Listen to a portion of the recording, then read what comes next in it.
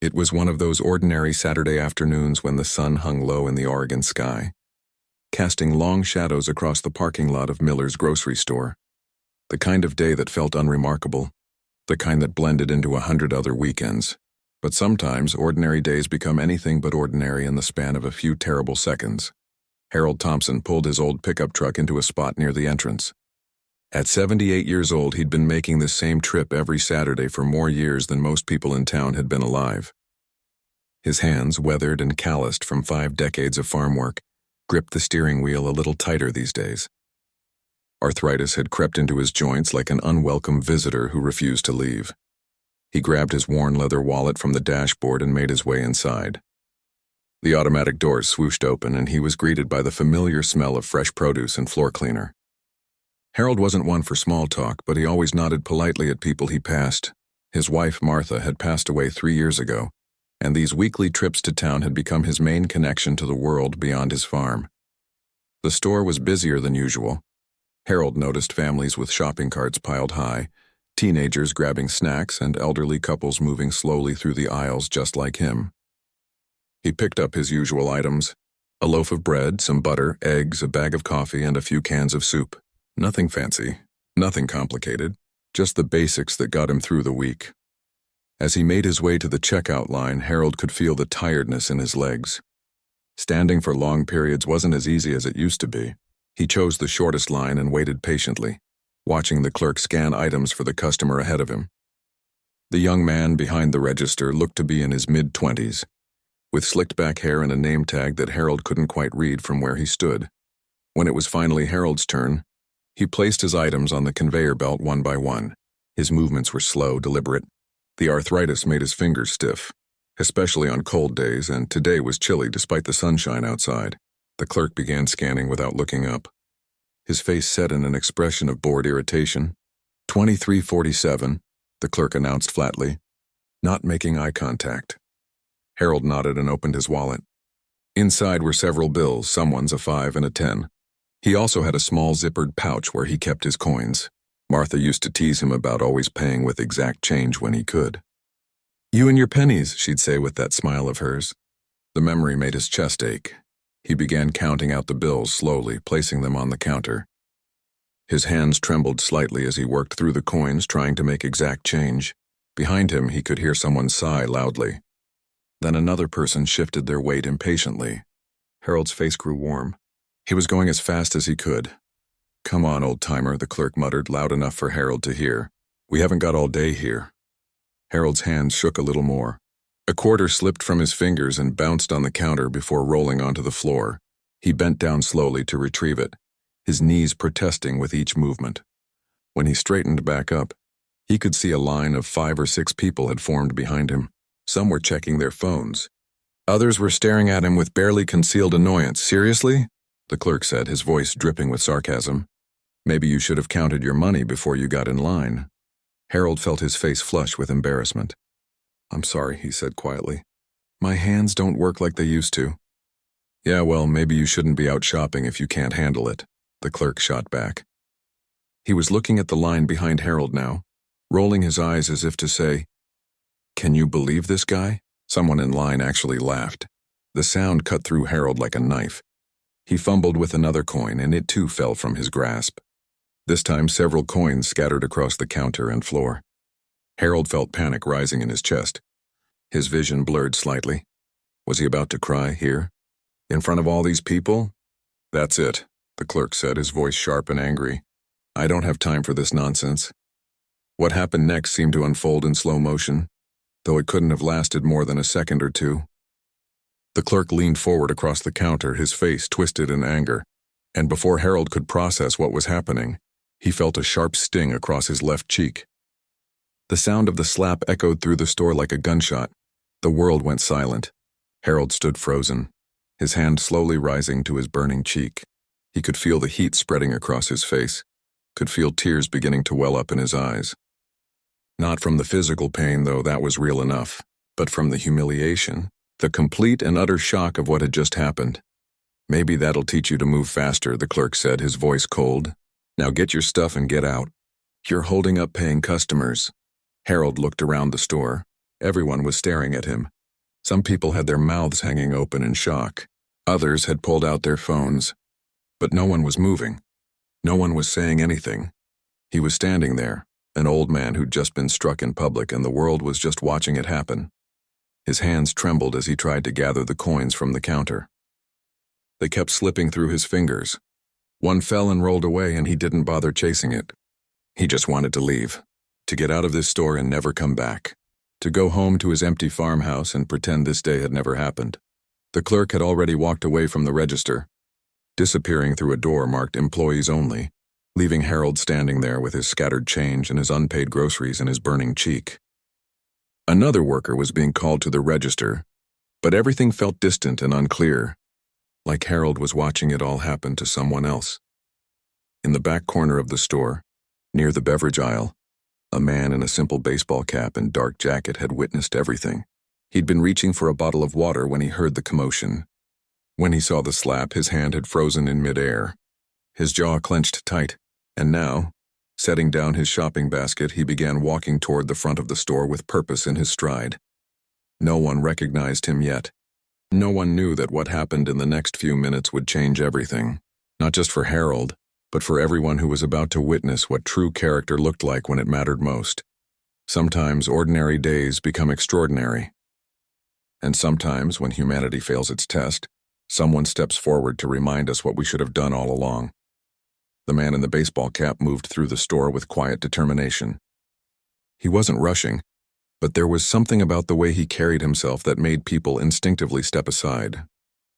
His eyes were fixed on Harold, who still stood at the register looking lost and broken, trying to collect his dignity along with his scattered coins. Keanu Reeves had been in Oregon for 3 days, scouting locations for an upcoming film project. He'd deliberately chosen this small rural grocery store because it was far from anywhere he might be recognized. He just wanted to grab some water and snacks, maybe enjoy a few minutes of being nobody special, just another customer in a quiet store on a Saturday afternoon. But the moment he'd heard the sharp sound of that slap, something inside him had snapped to attention. He'd seen enough, done enough, lived enough to know that moments like these defined who we really are. Not the cameras, not the red carpets, not the carefully crafted public images, but what we do when someone needs help and no one else is stepping forward. As he approached the register, he could see Harold more clearly now. The old man's cheek was red with a clear handprint. His eyes were wet with unshed tears. His hands were still shaking as he tried to pick up quarters and dimes from the floor, and around him people were just standing there, watching, recording on their phones. "But not helping, sir," Keanu said softly, kneeling down beside Harold. "Let me help you with that." Harold looked up, his vision blurred by tears and shame.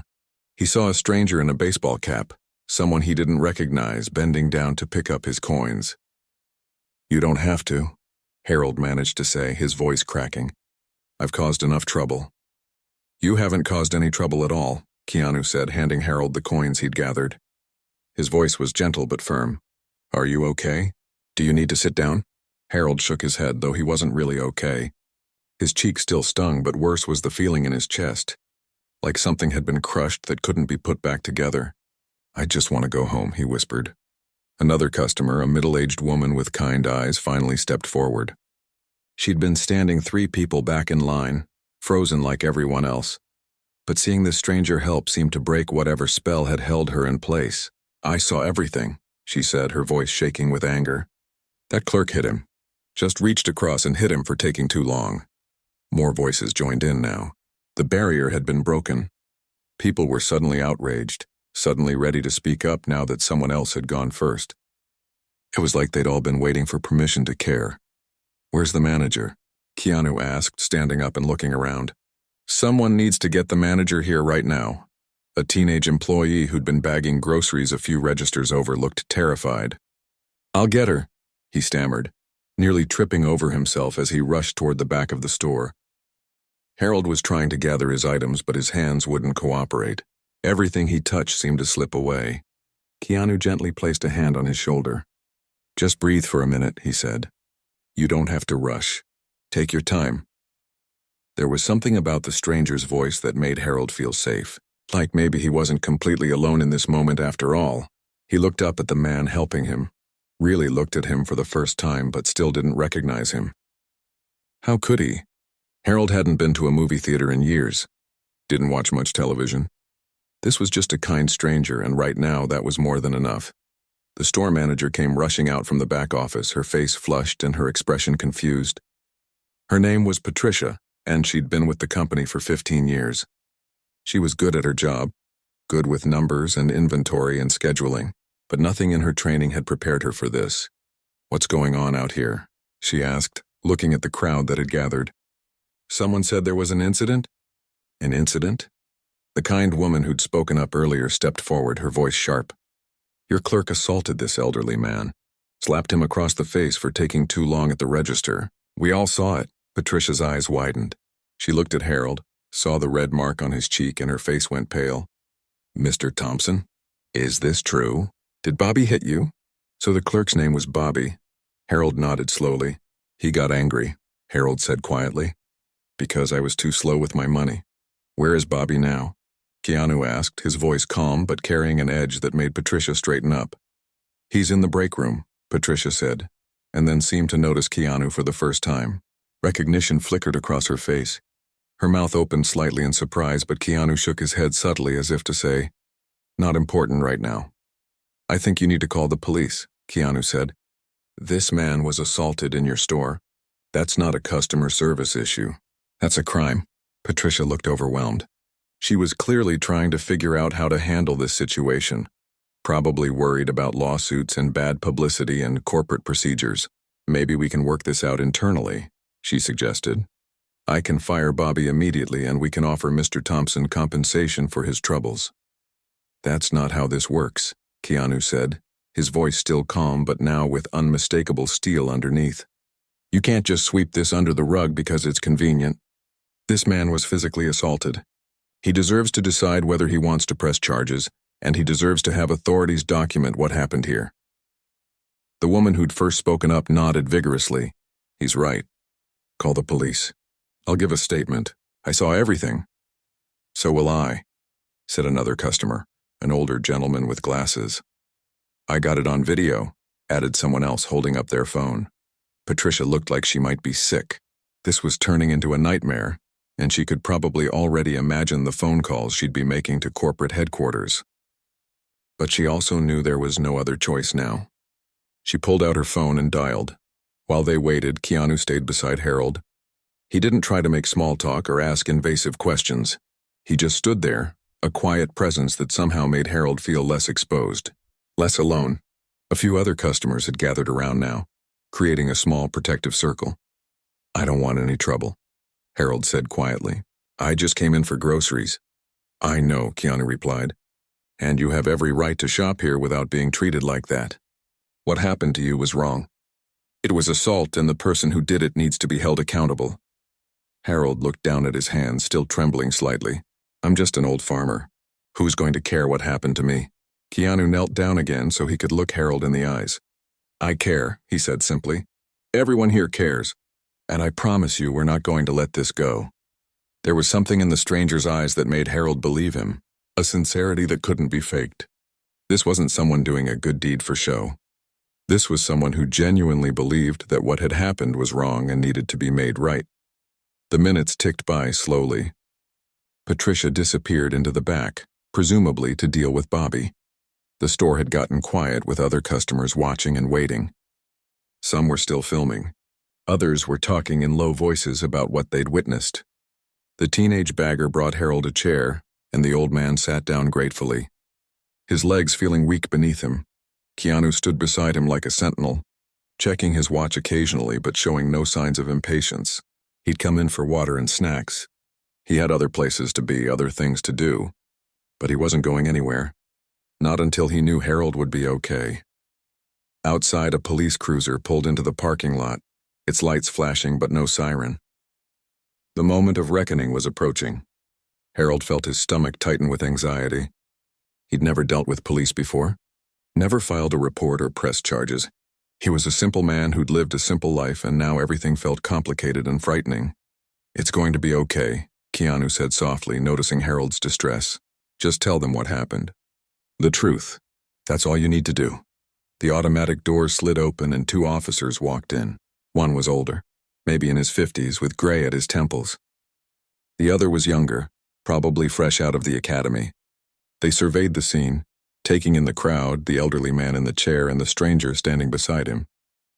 What none of them knew yet was that this was just the beginning. That the next hour would set in motion a chain of events that would ripple far beyond this small store. That sometimes one person choosing to stand up and do the right thing can change everything. The older officer approached, his hand resting casually on his belt. "I'm Officer Patterson," he said. "Someone want to tell me what happened here?" Officer Patterson pulled out a small notebook and clicked his pen, his eyes scanning the assembled crowd. His partner, a younger officer named Wilson, stood slightly behind him, observing everything with the keen attention of someone still learning the job. The store had gone quiet except for the hum of the refrigeration units and the occasional beep from a distant register. "It's pretty straightforward, officer," Keanu said, stepping forward slightly. This gentleman, Mr. Thompson, was checking out at the register. He was moving a bit slowly, counting his money, and the clerk became frustrated. The clerk then leaned across the counter and slapped him across the face. Patterson looked at Harold, taking in the visible handprint still reddening his cheek. "Is that accurate, sir? Is that what happened?" Harold nodded, his voice barely above a whisper. "Yes, sir. I dropped some coins and he got angry. Then he hit me and told me to leave. I witnessed the entire thing," the middle-aged woman spoke up again, stepping forward. "I was third in line. The clerk was rude from the start, making comments about Mr. Thompson moving too slowly. When he dropped some change, the clerk reached over and struck him. It was unprovoked and completely uncalled for. Several other customers chimed in, confirming the story.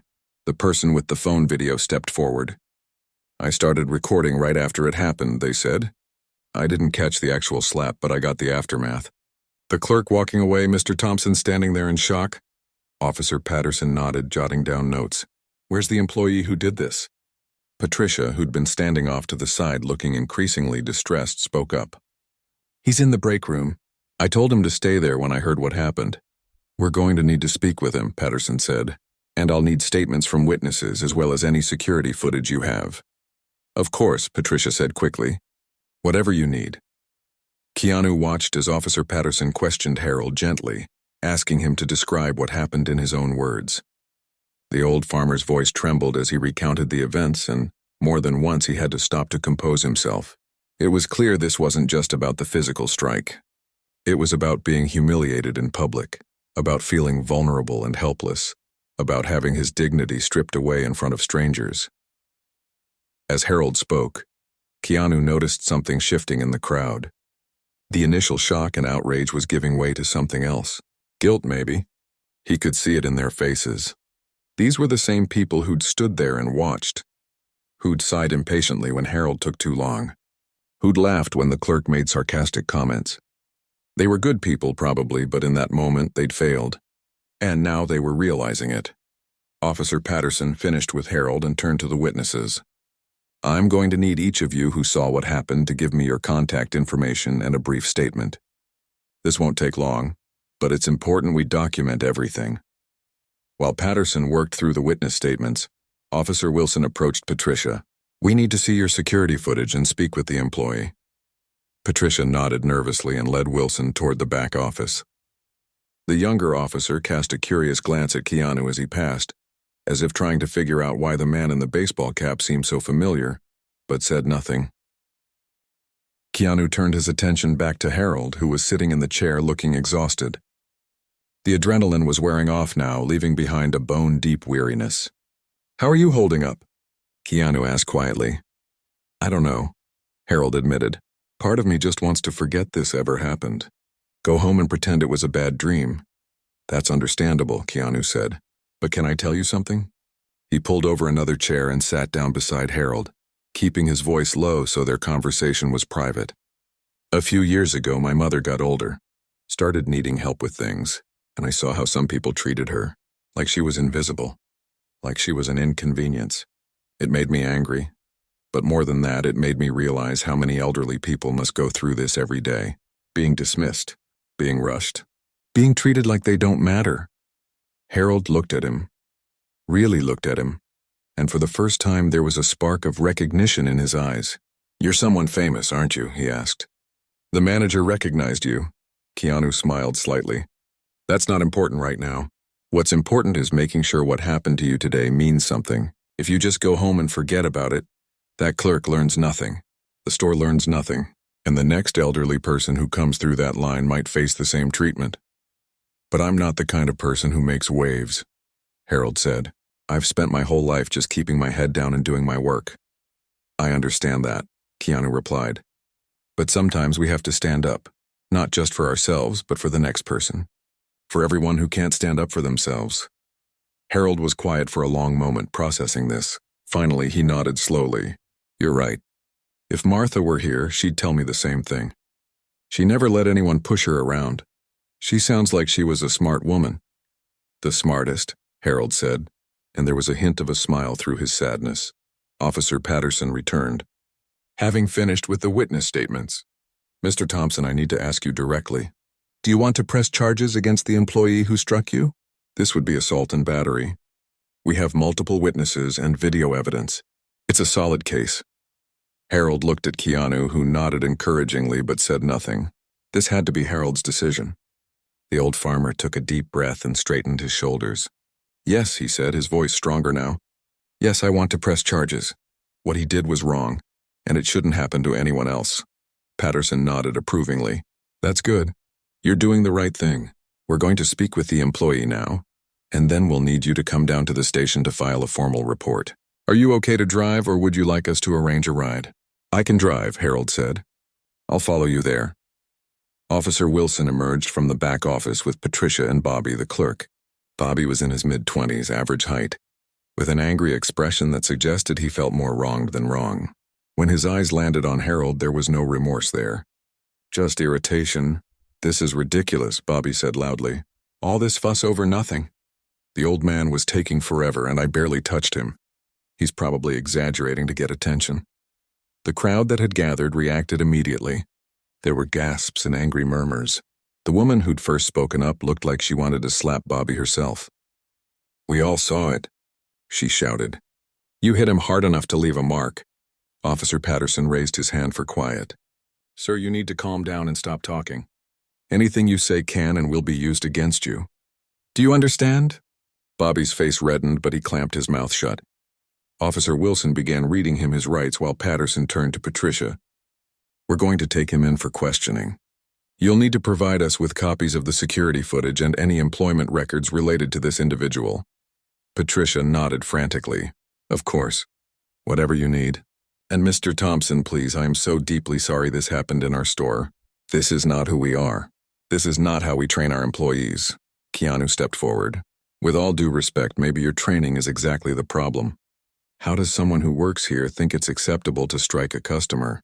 That suggests a deeper issue with your company culture." Patricia looked taken aback, but she couldn't argue. "You're absolutely right. I'll be reporting this to corporate immediately. We'll be reviewing all our policies and training procedures." As Officer Wilson led Bobby toward the exit, the clerk twisted around to look at the crowd. "You're all making a huge mistake," he said. "This is going to ruin my life over nothing." "You ruined your own life when you decided to hit an elderly man," Keanu said quietly, but his words carried across the store. "Actions have consequences. Maybe it's time you learned that." Bobby's face twisted with anger, and he seemed about to say something else, but Officer Wilson firmly guided him through the doors and toward the patrol car. Through the store windows, everyone watched as he was placed in the back seat, the door closing with a definitive thunk. The atmosphere in the store shifted. The drama was over, but no one seemed ready to return to their shopping. People were still processing what they'd witnessed, both the assault and what came after. The fact that a stranger, someone who turned out to be famous though that hadn't mattered in the moment, had stepped in and done what they all should have done from the start. Officer Patterson turned to Keanu. "I'm going to need a statement from you as well. You witnessed the incident?" "I did. I'll follow you to the station and give you everything I saw."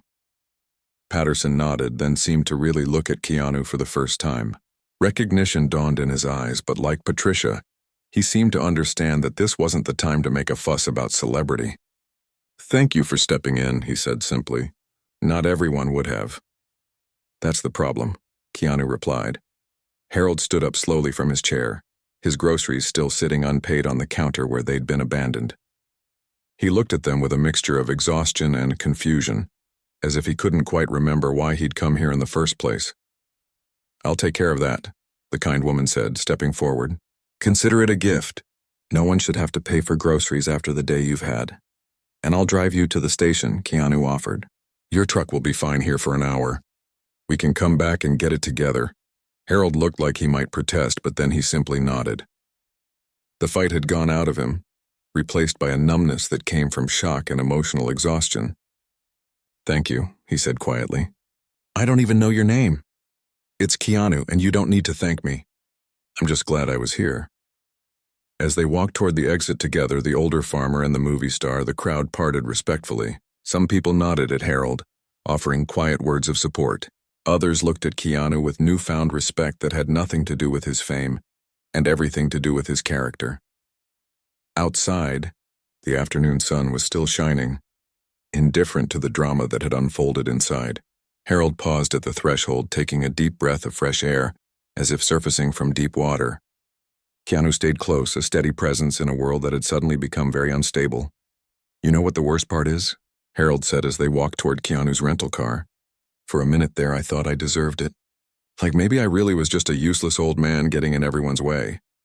Keanu stopped walking and turned to face Harold directly. "Listen to me. You didn't deserve any of that. Not the impatience, not the rudeness, and certainly not the violence. You're a human being who deserves respect and dignity. Don't ever let anyone make you feel otherwise." Harold's eyes filled with tears again, but this time they were different. Not tears of shame, but of gratitude, of feeling seen and valued by another person when he'd felt so utterly diminished. "Thank you," he whispered. They got into the car and headed toward the police station. Neither of them knew it yet, but this was just the beginning of something bigger. The video that someone had captured would find its way online. The story would spread. And what started as one old farmer's worst day would become a turning point that reminded people of something important. That standing up for what's right isn't complicated. It just requires someone willing to take that first step. The police station was a small, single-story building on the edge of town, the kind of place that usually dealt with traffic violations and the occasional domestic dispute. Officer Patterson held the door open as Keanu and Harold entered, the fluorescent lights harsh after the natural afternoon sun. The reception area smelled like old coffee and printer toner. A desk sergeant looked up from his computer, his eyes widening slightly when he saw who had walked in, but like the others before him, he kept his professionalism. Patterson led them to a small interview room with a table and 4 chairs. The walls were painted a pale green that probably hadn't been updated since the 90s. "Can I get you gentlemen some water? Coffee?" Patterson asked. "Water would be good," Harold said. His throat felt dry like he'd been shouting, though he'd barely spoken above a whisper all afternoon. Keanu nodded. "Same for me, thank you." While Patterson went to get their drinks, Harold and Keanu sat in the quiet room. Through the door, they could hear the normal sounds of a police station. Phones ringing, keyboards clicking, people having muted conversations. Normal life continuing while Harold's own life felt anything but normal. "I've never been in a police station before," Harold said, looking around the room. 78 years old, and this is my first time." "Well, you're here for the right reasons," Keanu replied. "You're not in trouble. You're making sure someone who did something wrong is held accountable." Patterson returned with 2 plastic bottles of water and a folder tucked under his arm. He set the bottles on the table and opened the folder, pulling out some forms. "Mr. Thompson, I'm going to walk you through the process of filing a formal complaint and pressing charges. It might seem like a lot, but we'll take it step by step." For the next 45 minutes, Harold recounted the events at the store in detail. Patterson asked questions, filled out forms, and occasionally checked details against the statements from other witnesses. Keanu sat quietly beside Harold, a steady presence that seemed to make the whole process less intimidating. When they watched the security footage on Patterson's laptop, Harold flinched, seeing himself on screen. The angle from the store camera showed everything clearly. Harold's slow movements at the register, the coins falling, Bobby leaning forward sharply, the strike across Harold's face, and Harold's stunned reaction afterward. It was even worse watching it from this perspective. More deliberate, more cruel. "That's clear-cut assault," Patterson said, shaking his head. Mr. Thompson, I want you to know this is a solid case. The DA will definitely prosecute this. What will happen to him? Harold asked. That young man who hit me? Patterson leaned back in his chair. That depends on several factors. He'll be charged with assault and battery. Given that it happened during the course of his employment and was caught on camera with multiple witnesses, he'll likely face misdemeanor charges at minimum. Could include fines, probation, community service, anger management classes. If he has prior offenses, the consequences could be more severe. Harold nodded slowly, processing this. Part of him felt guilty for setting this chain of events in motion, even though he knew rationally that Bobby had brought this on himself. I don't want to ruin his life, Harold said quietly. I just want him to understand what he did was wrong. That's very compassionate of you, Patterson said. But understand that what happened today was a crime. The law exists to protect people like you from being assaulted, regardless of whether it happens in a store or on the street. You have every right to pursue this. After the statement was complete and all the paperwork was filed, Patterson walked them back out to the reception area. We'll be in touch about next steps. The DA's office will probably want to meet with you in the next week or so. And Mr. Thompson, you did the right thing coming forward. Harold shook his hand. Thank you, officer. Outside, the sun was lower in the sky now, casting everything in warm amber light. Harold suddenly realized how exhausted he felt. The adrenaline that had kept him going for the past few hours was completely gone, leaving behind a bone-deep weariness. Let's get you back to your truck, Keanu said, noticing Harold's fatigue. Then I'll follow you home, make sure you get there safely. You don't have to do that, Harold protested. You've already done so much. You must have better things to do than babysit an old man. Keanu smiled. There's nowhere I need to be more than making sure you're okay. Come on.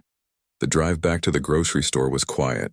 Harold stared out the window, watching the familiar landscape roll by. These were roads he'd driven for decades, but everything felt different now, like the world had shifted slightly on its axis and nothing would ever quite fit the same way again. When they arrived back at Miller's grocery, Harold's truck sat exactly where he'd left it. The parking lot was less crowded now. The dinner hour rush still an hour or two away. Harold transferred to his truck while Keanu waited, and then they began the drive to Harold's farm. The property was about 15 minutes outside of town, down a winding 2-lane road that cut through fields and forest. Harold's farmhouse came into view, a modest 2-story structure with white siding that needed repainting and a wraparound porch where Martha used to sit with her morning coffee. Behind it were the barn and various outbuildings, all showing their age but still functional. They pulled into the gravel driveway, and Harold killed the engine. For a long moment he just sat there, his hands on the steering wheel, staring at the house where he'd spent most of his adult life. Keanu got out of his car and walked over to Harold's truck. Nice place, he said, genuinely meaning it. How long have you been here? 52 years, Harold replied, climbing down from the truck. Bought it when I was 26. Martha and I raised our kids here. She passed 3 years ago. Cancer. I'm sorry. Me too. Harold looked at the house with eyes that held decades of memories. Some days I think about selling it, moving to one of those senior communities where I wouldn't have to worry about maintenance. But then I think about leaving all these memories behind and I can't do it. They walked up the porch steps together. Harold unlocked the door and they entered a living room that was tidy, but clearly showed the signs of someone living alone. A single coffee mug on the side table, a blanket draped over the couch where Harold probably fell asleep watching television, photos on the walls showing a younger Harold and a smiling woman who must have been Martha, their children at various ages. Can I make you some coffee or tea? Harold offered. It's the least I can do after everything you've done for me today. Coffee sounds good, Keanu said, following him into the kitchen. While Harold busied himself with the coffee maker, Keanu looked at more photos on the refrigerator. Harold and Martha on their wedding day, both impossibly young. Kids graduating from high school. Grandchildren who looked to be in their teens now. Do your children live nearby? Keanu asked. My daughter's in Seattle, my son's in Denver, Harold said, measuring coffee grounds. They're busy with their own lives. We talk on the phone every week or so. They wanted me to move closer after Martha passed, but this is my home. I wasn't ready to leave it. The coffee maker burbled and hissed, filling the kitchen with a rich aroma. Harold pulled down 2 mugs and filled them, his hands steadier now that he was in his own space. They sat at the kitchen table, and Harold realized this was the first time he'd had company for coffee since Martha died. The house felt less empty with someone else in it. "Can I ask you something?" Harold said after a few sips of coffee. "Of course. Why did you help me today? I mean, really. You could have just walked away like everyone else wanted to. You're obviously someone important, someone with places to be. Why did you stay?" Keanu thought about this for a moment, wrapping his hands around the warm mug. "Because I was raised to believe that how we treat people, especially people who are vulnerable or can't defend themselves, says everything about who we really are. My mother worked hard her whole life to give me opportunities, and she taught me that privilege means responsibility. When you can help, you should help. It's that simple." "It's not simple for most people," Harold observed. "Maybe not, but it should be." They sat in comfortable silence for a while, drinking their coffee. Outside, the sun continued its descent, painting the sky in shades of orange and pink. Harold felt something settling inside him, like pieces of himself that had been knocked loose earlier were finding their way back into place. "I want to give you my phone number," Keanu said, pulling out his phone. "I'm going to be in Oregon for another week or so. I want you to call me if you need anything. If you're having trouble with the legal process, if you just need someone to talk to, whatever." "Will you do that?" Harold felt his throat tighten with emotion. "You don't have to do that. I want to. Here, let me see your phone." Harold pulled out an old flip phone that made Keanu smile. Together, they programmed Keanu's number into it. "There," Keanu said. "Now you can reach me any time." "I don't even know what to say," Harold said. "Thank you doesn't seem like enough." "It's more than enough." Keanu finished his coffee and stood. "I should let you rest. It's been a long day, but I meant what I said. Call me if you need anything." Harold walked him to the door. On the porch, they shook hands, and then on impulse, Harold pulled him into a brief hug. "You're a good man," Harold said. "Your mother raised you right." "So did yours," Keanu replied. As Keanu drove away, Harold stood on his porch watching the taillights disappear down the road. The evening was quiet except for the sounds of crickets and a distant dog barking. He felt different than he had that morning. Something had broken today, but something else had been restored, a faith in human decency that he'd started to lose. Inside, Harold's phone rang. He pulled out his flip phone and saw it was his daughter calling from Seattle. He almost didn't answer, not wanting to talk about what had happened yet, but then he thought about what Keanu had said. About standing up and speaking out. He answered the call. "Hi, sweetheart. Dad. Are you okay? Someone just sent me a video that's going around online. It looks like something happened at the grocery store. Is that you?" Harold sat down heavily on his couch. So it had started already. The video spreading. His private humiliation becoming public knowledge. For a moment, panic gripped him, but then he took a deep breath. "Yes, honey, that's me. And I'm okay. Actually, I want to tell you what happened today. All of it." As he recounted the story to his daughter, hearing her gasp and cry and get angry on his behalf, Harold realized something important. He wasn't alone in this. He had his family. He had new friends like that kind woman from the store and like Keanu. He had people who cared. And tomorrow, when he woke up, he would face whatever came next with his head held high, because he'd done the right thing. And sometimes, that's all any of us can do. The video went viral overnight. By Sunday morning, it had been shared thousands of times across social media platforms. The footage wasn't of the slap itself, but of the aftermath. Harold standing at the register, dazed and hurt, while people around him seemed frozen, and then a figure in a baseball cap entering the frame, kneeling beside Harold, helping him pick up his scattered coins. The person who'd filmed it had added text to the video explaining what had happened, and somewhere in the sharing and resharing, someone had identified the man in the baseball cap. By Monday morning, headlines were appearing everywhere. Keanu Reeves defends elderly farmer after store assault. Actor refuses to leave assault victim's side. Keanu Reeves proves he's the real deal.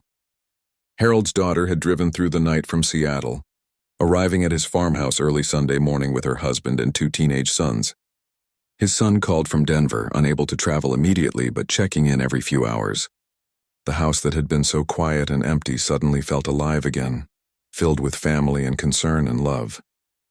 But it wasn't just family reaching out. Harold's phone rang constantly. News stations wanting interviews, reporters showing up at his property, neighbors and old friends calling to check on him. many admitting they'd seen the video and were horrified by what happened. The attention was overwhelming for someone who'd lived a quiet, private life. Keanu called Monday afternoon. "How are you holding up with all this attention?" he asked. Harold was sitting on his back porch with his daughter, watching his grandsons explore the barn. "It's a lot," he admitted.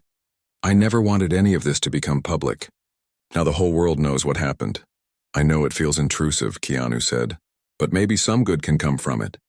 People are talking about how we treat elderly people in our society, about patience and kindness, about standing up when we see something wrong."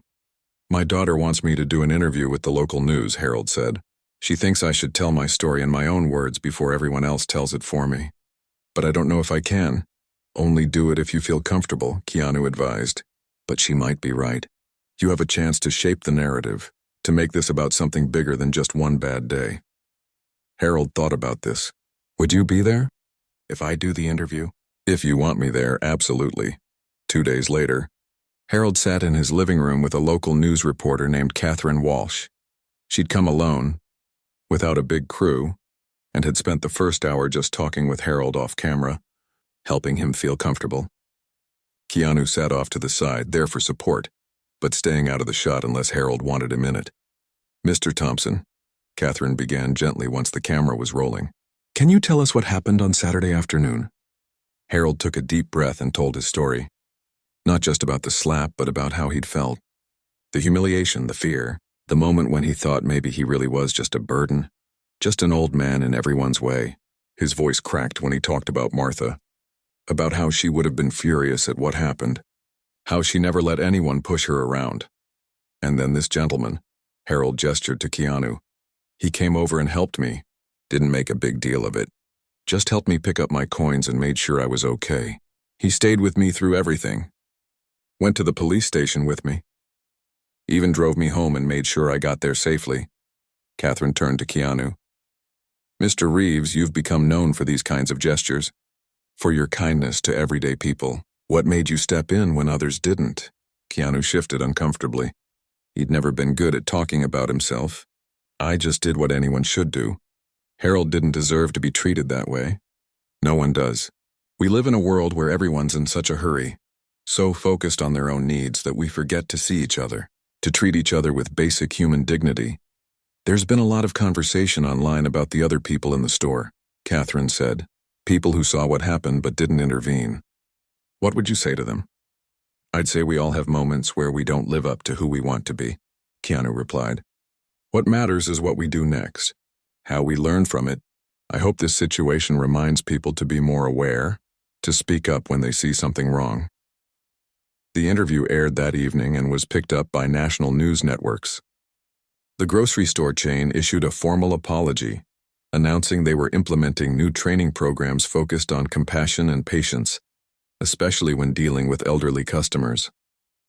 They also announced a donation to several senior advocacy organizations. Bobby, the clerk who'd struck Harold, was charged with assault and battery. His lawyer issued a statement saying Bobby was remorseful and struggling with personal issues that didn't excuse his behavior, but provided context.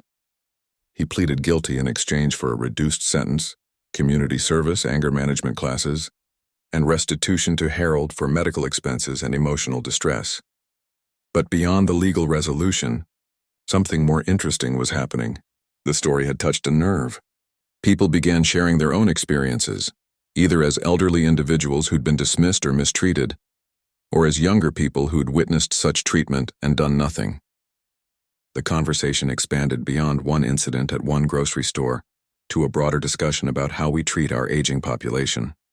A month after the incident, Harold received an unexpected email through his daughter's computer. It was from the grocery chain's CEO, inviting him to participate in developing their new training program.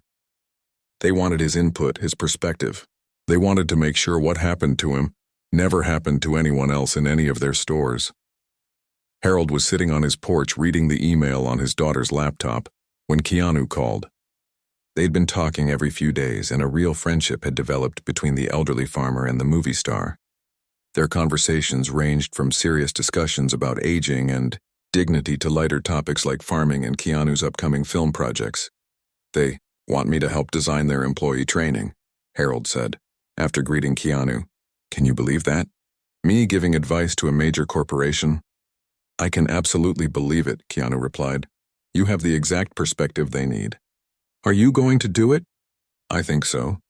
My daughter says I should. She says maybe some good can come from all this after all. She's right. This is your chance to make a real difference. Harold was quiet for a moment, then said, You know what's strange? That day at the store was one of the worst days of my life, but it also led to some of the best things. My kids have been more present. I've reconnected with old friends. I've made new friends. He paused meaningfully. I feel less alone than I have in 3 years. I'm glad, Keanu said simply. There's something else, Harold continued. The store donated money to senior organizations, and it got me thinking. There are a lot of elderly farmers in this area who are isolated, who might be struggling. I'm thinking about starting a program. Weekly gatherings, maybe at the local community center.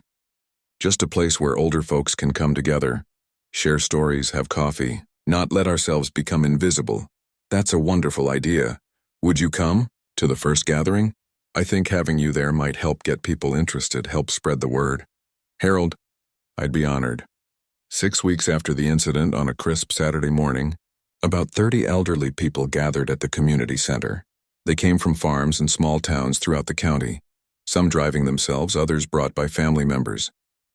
Coffee and donuts were set out on tables. Folding chairs formed a loose circle in the center of the room.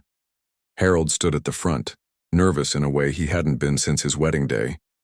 His daughter gave him an encouraging nod from where she sat along the wall, and beside her sat Keanu, who'd driven up that morning and would be driving back to Los Angeles that afternoon, but wouldn't have missed this for anything. Thank you all for coming, Harold began, his voice stronger than he expected. A couple months ago, something happened to me that made me realize how invisible we can become as we get older. How easy it is to feel like we don't matter anymore, like we're just in everyone's way. He told them about the incident at the store, though most had probably heard about it already, but he also told them about what came after, about finding his voice again, about remembering that he had value, that they all had value. This isn't a support group, Harold continued. It's not therapy or a formal program. It's just a place where we can gather and remember that we're still here, that we still matter, that we have stories worth telling and lives worth living, that we're not invisible unless we let ourselves be. One by one, people began to share stories of their lives, their farms, their families, stories of moments when they'd felt dismissed or overlooked, but also stories of resilience and strength. The room filled with laughter and a few tears and the sound of people connecting with each other. During a break, an elderly woman named Dorothy approached Keanu. You're the one who helped Harold, she said. It wasn't a question. I just happened to be there, Keanu replied. No, Dorothy said firmly. You chose to be there. You chose to see him. That's different. She patted his hand. Thank you for reminding the rest of the world to see us too. Later, as the gathering was winding down, Harold stood with Keanu near the coffee table. You know, Harold said, I've been thinking about what you told me that day, about how your mother taught you that privilege means responsibility. I remember. Well, I think maybe it's not just about privilege. I think we all have a responsibility to each other. Rich or poor, famous or unknown, young or old. We're all just people trying to get through our days, and maybe if we all remembered that, if we all took the time to really see each other, the world would be a kinder place. Keanu smiled. That's exactly right. As people began to leave, many stopped to shake Harold's hand to thank him for organizing the gathering, to tell him they'd be back next week.